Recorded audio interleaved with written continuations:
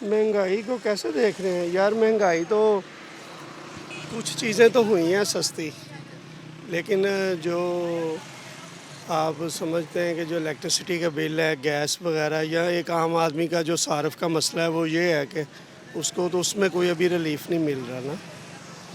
कुछ सब्जियां, प्याज वगैरह कुछ नीचे आए हैं।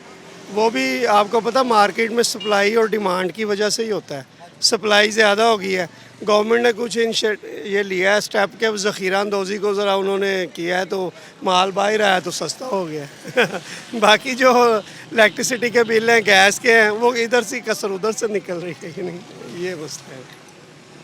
मरियम नवाज़ तो कहती है कि मैंने बड़ा अच्छा इकदाम कर दिया है, मैंने आम आवाम के लिए बड़ी आसानियाँ पैदा कर दी हैं। ये हकीकत है?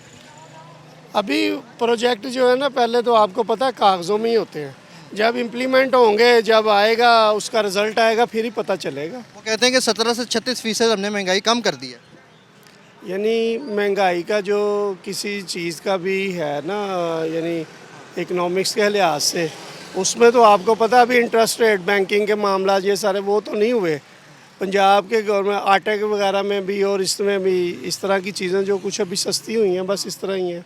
अच्छा, बीबी बीबी मरियम को आपने ना एक फार्मूला बताना है कि महंगाई को वो कंट्रोल कैसे कर सके, क्योंकि हुकूमत बाला का ये फ़र्ज़ बनता है कि आम आदमी की आवाज़ सुने, आम आदमी से पूछे कि हाँ जी भाई बताओ, हम हुकूमत बाला में बैठे हैं, आपकी क्या शिकायत है, क्योंकि ये रियासत है और ये आवाम की रियासत। भाई ये देखें, मरियम नवाज़ का तो तल्लक पंजाब से है ना। ये जो इलेक्ट्रिसिटी बिल वगैरह, ये गैस, ये तो फेडरल महकमे हैं।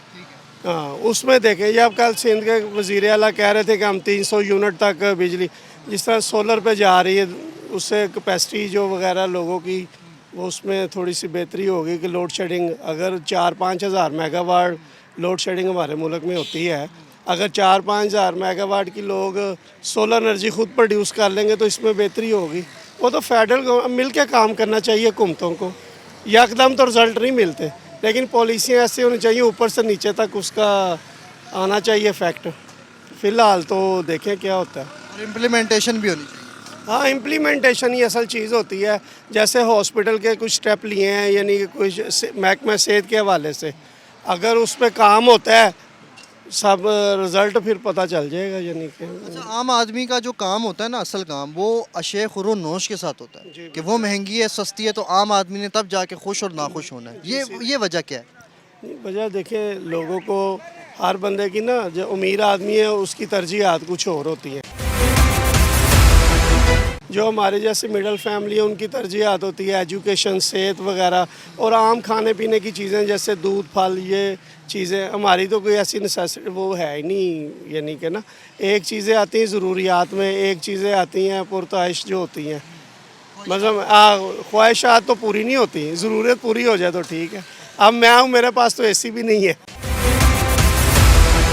तो हम चाहते हैं कि यानी कि इतना कम से कम बिल वगैरह इतने हो के अफोर्डेबल हों यार, बस इस तरह। अब सोलर पैनल उन्होंने सस्ते कर दिए हैं, कहते हैं एसी लगाएं, मज़े करें। नहीं यार, वो सोलर पैनल सस्ते तो किए, इंटरनेशनल एक चीज़ है, वो पहले महंगी थी अब सस्ती कर दी।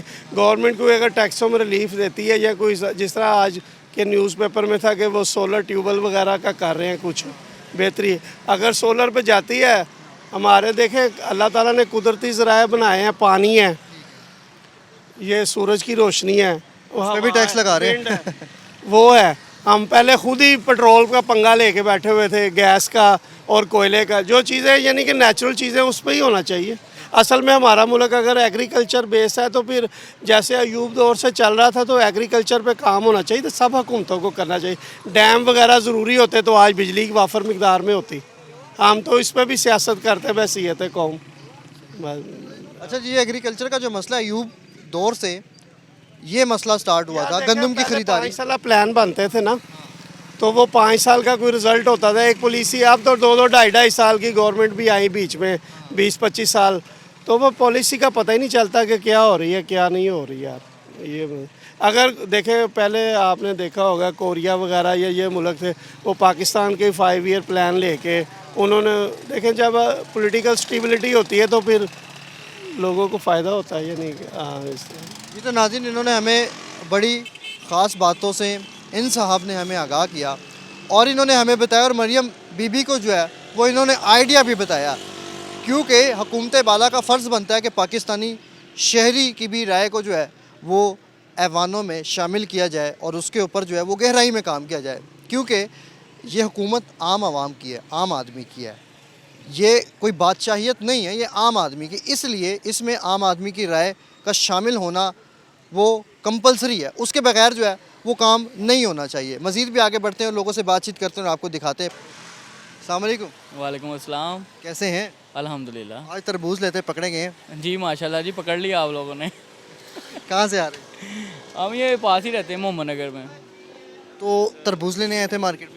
और सब्ज़ी वगैरह भी लेने आए, मैं क्या वाइफ के कहने पे चले तरबूज भी ले लें। तो अभी रेट तो माशाल्लाह ठीक ही मिला, 40 रुपये दे रहे हैं। मैंने तो रेट की बात की नहीं। ओहो सॉरी। ना किया करें, हमारी ऑडियंस को ऐसा लगता है कि जैसे प्लांटरी प्रोग्राम है। ओ नहीं नहीं नहीं, ऐसी बात कोई नहीं है। जो नेचुरल है वो नेचुरल ही है। आपको क्या अंदाज़ा हुआ मेरे यहाँ पे मौजूदगी से कि मैं यहाँ पे रेट के हवाले से प्रोग्राम कर रहा हूँ? नहीं नहीं, ऐसी बात नहीं है। वो मेरे दिल ने बता कहना चाहा तो मैं कह दिया आपको। आजकल के हालात ऐसे हैं ना कि जी। हर बंदा मीडिया वालों को देखता है तो उनको यही लगता है कि ये कोई प्रोग्राम ही काम कर रहे हैं और ना रेट्स वगैरह पूछेंगे क्या रेट्स क्योंकि चल रहे हैं। हालात मुश्किल हो गए ना। आजकल तो वैसे हकीकत बताऊँ, प्रोग्राम आवाम स्पेशल इस वक्त महंगाई पे चल रहा है। ऐसे ही है, ऐसे ही है।